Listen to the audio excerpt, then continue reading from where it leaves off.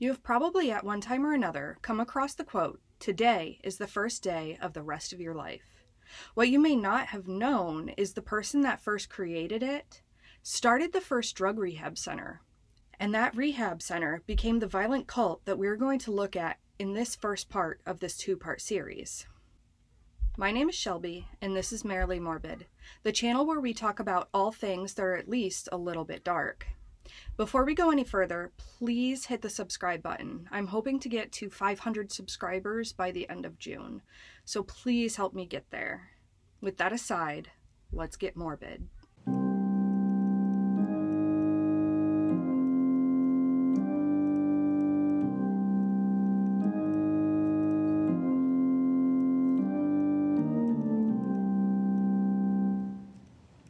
This story begins all the way back in the 1950s with a man named Charles, or Chuck, Dieterich, in Santa Monica, California.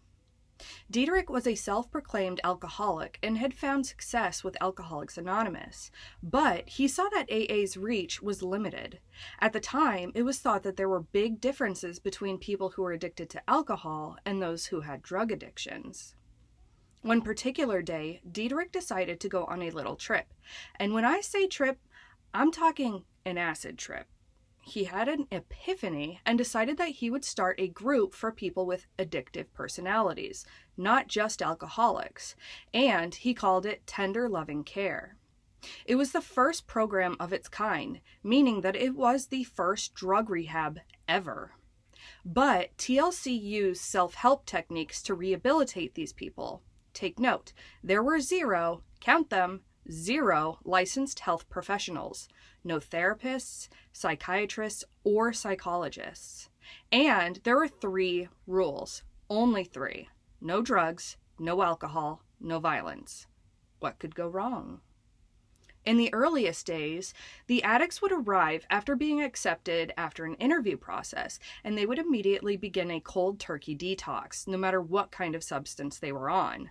Mind you, some of these substances can be deadly if not detoxed from slowly, but I digress. They would begin the program with no responsibilities, and over the 2-year program, they would gain more and more responsibility as they proved themselves. After those 2 years, these ex-addicts had 2 choices: go back and rejoin society, or stay in the group and become employed. However, a sociologist from Berkeley believed that of the thousands and thousands of people who went through the Synanon program in the first 10 years, only 65 people actually were rehabilitated and rejoined society.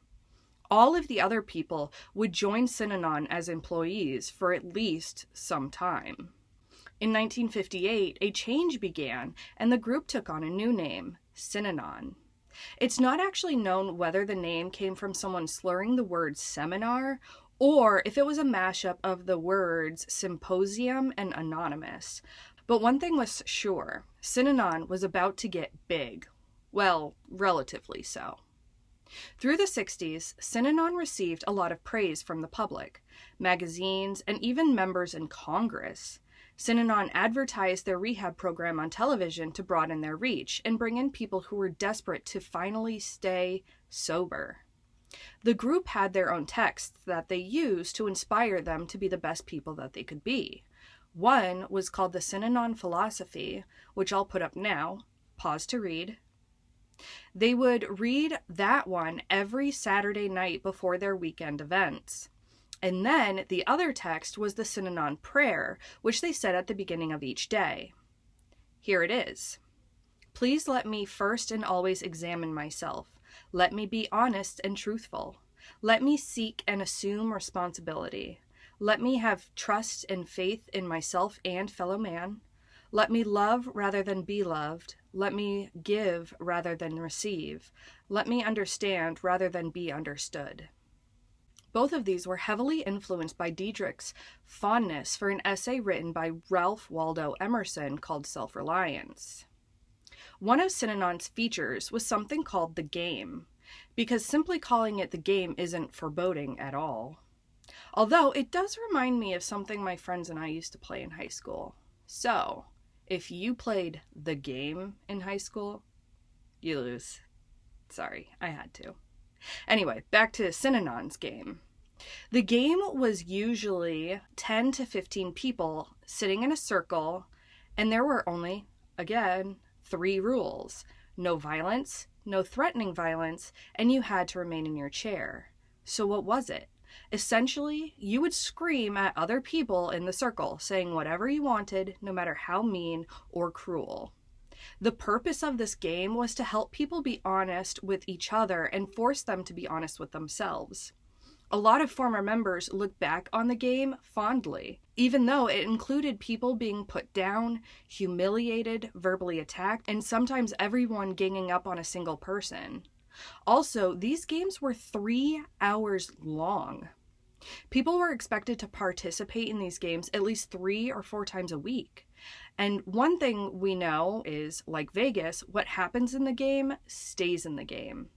The behavior that was strongly encouraged during the game was strictly prohibited outside of the game. Then, in 1966, Synanon opened game centers that allowed non-addict members of the public to come in and see what Synanon was about, and even join in on games themselves. I guess for people who just need to scream at someone, this could be therapeutic.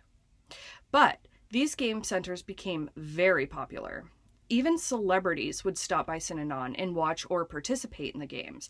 I'm talking people like Eartha Kitt, Leonard Nimoy, and Lucille Ball, among others. By this time, Synanon had a few locations, and they had decided to have their own broadcasting system, where they could broadcast games to the other Synanon facilities. Not long after the game centers opened, in the late 60s, 2 major changes happened within Synanon. Rehabilitation and then the return to society was no longer a goal of Synanon. Of all the people who went through the drug rehab program were now expected to stay in Synanon. And they began allowing people who were non-addicts and members of the game clubs to join the community and live with them. So, Synanon was made up of 2 groups of people, the ex-addicts, who were called dope fiends, and the newcomers who had never had addictions, and they were called squares. These people, the squares, brought in a lot of money to Synanon, which they gave to the group as personal donations. The previously mentioned sociologists who believed that Synanon had an absurdly high relapse rate recognized that the game being open to the public was a very strong recruitment tool, since the squares who joined in on the games regularly were pressured to become full Synanon members and to move into Synanon facilities. This is when things get culty. People who were joining Synanon by the early 70s weren't joining a rehab community. They were joining an alternate society and lifestyle movement. New members would shave their heads as symbols of rebirth, and when their hair grew back, they were supposed to be new people. They practiced communal living, with most living in dormitories. Grown-ass adults with families were moving in and living in dorms. Synanon started its own business, which sold promotional items like hats, pens, mugs, the kind of stuff that you get at events and then promptly toss in the trash or into the donate pile after it sits on your counter for days or weeks. The business was making them millions, so guess how much the Synanon employees were making per month? If you said $50 per month, you'd be right. It was only a fraction of the average monthly income of $725 that other Americans were bringing in. But since Synanon was providing food, clothes, and shelter, they didn't complain. And if you ask me, it sounds a lot like indentured servitude, but what do I know? Synanon was also very good at getting companies to donate goods to them, which they would in turn give to other charitable organizations like United Farm Workers. That sounds amazing until you hear who else they donated to. The Black Panthers, who had a violent reputation, and also to the People's Temple. Does that one ring a bell? Jim Jones, Don't Drink the Kool-Aid. If it still doesn't ring a bell, do a quick Google search of the words Jonestown Massacre. It's what happens when cults get really bad. It was around this time that Synanon decided it was going to practice what they called containment, which was really just another name for self-isolation. What this meant was Synanon decided that they were going to create their own town. They chose Tamales Bay, and soon after that, they also built a ranch near Marshall, California. They called it a ranch. I call it a compound. All the construction on the property were done by members of Synanon. In 1972, they did something even more culty. They had a mass wedding where 75 couples got married on one day. It reminds me of the American Korean cult, the Moonies, who also have mass weddings, albeit theirs are a lot bigger. It was around this time that Synanon's reputation began to be tarnished, and they were being called out as a cult.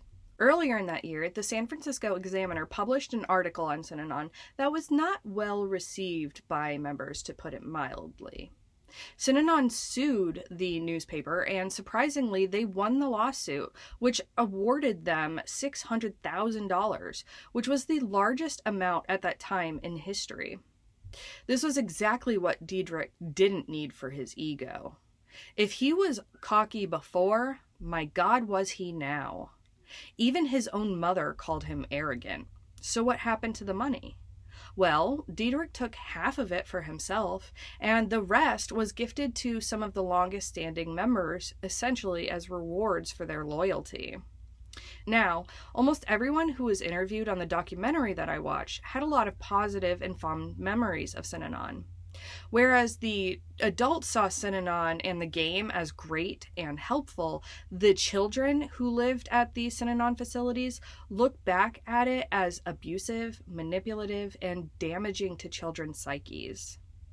Children weren't originally ever supposed to be a part of Synanon, but Diederik knew that most mothers wouldn't just abandon their children, so reluctantly, children were allowed to live at Synanon so that their mothers would join. In the very beginning, when children were allowed in, they stayed with their mothers, but Diederik felt that the drug addicts shouldn't be raising their own children. So, all of the children were eventually moved into a dorm called the Children's Village, which some people said resembled an orphanage. At 6 months old, babies were taken from their mothers and moved into the village. Children who were brought there heartbreakingly often didn't see their parents for weeks, months, or even years. The children at Synanon were largely parented in a free-range style, which meant that they had very limited adult supervision. And does that remind you of any other cult in particular? Scientology, perhaps, where parents who join the Sea Org are separated from their children, who are sent off to God knows where, and might not see their parents for years. I know I can't be the only one who thought of that. Now, the adults who were responsible for looking after the children and teaching them, because of course they didn't go to public school, well, they were called demonstrators. Not teachers. Demonstrators. I mean, how culty is that? I am genuinely shocked with all the knowledge I have regarding cults that I had never heard of Synanon until just last month, because it just keeps getting worse. The demonstrators, used corporal punishment on the children, and they kept records of it. There was a corporal punishment log where they would record who did the punishing, who was punished, what their transgression was, and the punishment that they received. Over just 2 years, there were 560 incidents recorded. I mean, children get in trouble and they should be disciplined, but this is just straight up abuse. Young children who were misbehaved were smacked on the bare bottom with a ping pong paddle in front of other children. Older children, those around puberty, were completely stripped down before being spanked in front of their peers. Other punishments could include knocking the children down to the ground, hitting them in the head, locking them in rooms for hours, yanking them by their arms. At least one child had their arm dislocated. The transgressions that warranted this treatment were forgetting their jacket at the park, writing on the blackboard without permission, or bedwetting. One child who didn't keep his sleeping area clean was pushed down to the ground and kicked by a grown adult. As you can imagine, children often tried to run away. A local ranch owned by the Gambonini family regularly found children on their doorstep after running away. These children were as young as 11 years old. Diederik made it known that the Gambonini family was now an enemy of Synanon, and there was a lot of tension there. But seriously, how is this cult not as famous as the Manson family or Heaven's Gate? And that's where we're going to end part 1. Next week, we will look at how Synanon fell further into culthood and how the whole thing came crashing down. If you liked today's video, please, please, please subscribe. We are trying to hit 500 members by the middle of the year. Please check out my video, When Religion Kills, for more culty stuff. And I'll see you next Friday at 6 p.m. for part 2. Be merry, but stay morbid.